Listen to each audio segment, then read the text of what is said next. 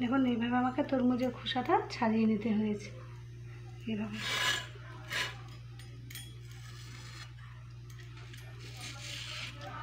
এইভাবে তরমুজের খোসা ছাড়িয়ে পরিষ্কার করে নিই। এবার আমি ঘষে নেব।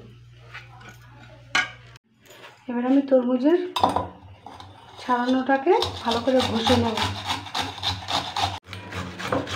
আমার ঘষা হয়ে গেছে পুরো।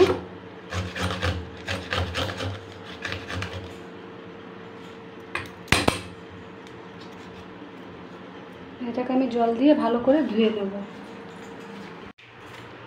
এটাকে ভালো করে জল দিয়ে ধুয়ে নিতে হবে, 2-3 বার করে ধুতে হবে। আমি 4-5 বার ধুয়ে নিয়েছি। এইভাবে ছেঁকে নিচ্ছি ছাঁকনি দিয়ে।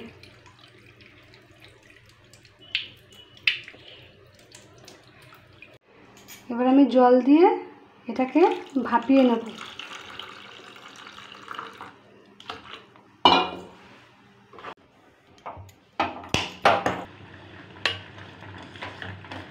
এটাকে আমি এবার ছেঁকে নেব ছাঁকনিতে।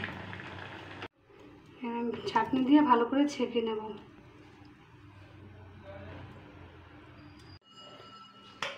এটাকে আমি আলাদা বাটিতে ঠান্ডা করতে দিচ্ছি।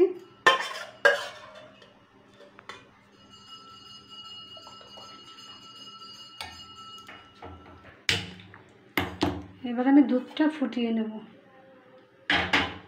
দুধটা ফুটিয়ে একবারে কমিয়ে ফেলবো, ক্ষীর করে ফেলবো। আমি এখানে কাজু বাদাম দিয়ে দিচ্ছি, কিছু কিশমিশ দিয়ে দিচ্ছি, একটা তেজপাতা দিয়ে দিলাম। তরমুজের খোসা ছাড়ানো সেদ্ধ করাটাকে এটাকে আমি চেপে,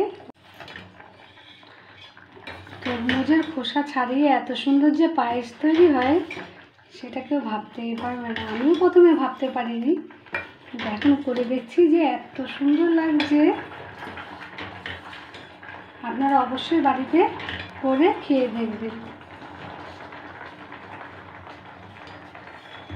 কি সুন্দর ঘন হয়ে গেছে আর কি সুন্দর একটা গন্ধ বেরিয়েছে। আপনারা মানে বুঝতেই পারবেন না, এত সুন্দর একটা গন্ধ বেরিয়েছে পায়েসের যে গন্ধটা। এবার আমি নামিয়ে দেব। হয়ে গেছে আমার তরমুজের পায়েস।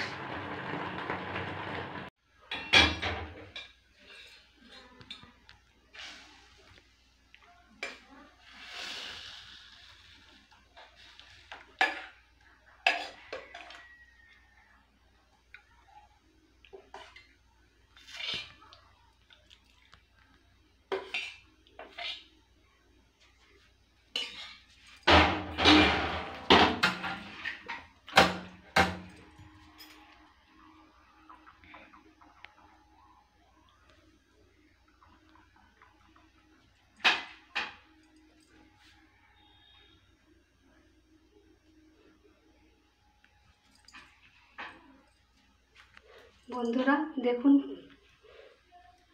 কত ভালো লাগছে, খেতে হেভি টেস্টি হয়েছে। বা আমার ভিডিওটি ভালো লাগলে অবশ্যই বেশি বেশি করে আমাকে একটু লাইক করবেন। আচ্ছা দিদি, তোমার জন্য আমি পায়েস করেছি। এত আদর আমার পায়েস, আজকে আমি দিদির জন্য পায়েস করেছি। দেখো তোমরা পায়েস তো যেমন তেমন করেছো, এত কিপটে কেন উপরে পাখাটা চালাও? এত পায়েস খাবো আমি? খাও না, তোমার জন্যই করেছি। হেভি হয়েছে পায়েসটা। কি দিয়ে করেছো গো দিদি? হেভি সুন্দর হয়েছে। বলো তো কি দিয়ে করেছি? আমি তো বলতে পারবো না কি দিয়ে করেছেন। তরমুজের খোসা দিয়ে সত্যি অপূর্ব হয়েছে পায়েসটা। পায়েসটা করেছি। তরমুজের খোসা দিয়ে পায়েস বাপের জন্য আমি খাইনি, প্রথম খাচ্ছি। হেভি হয়েছে হেভি। আমি একবার বাড়ি যেয়ে করবো তো।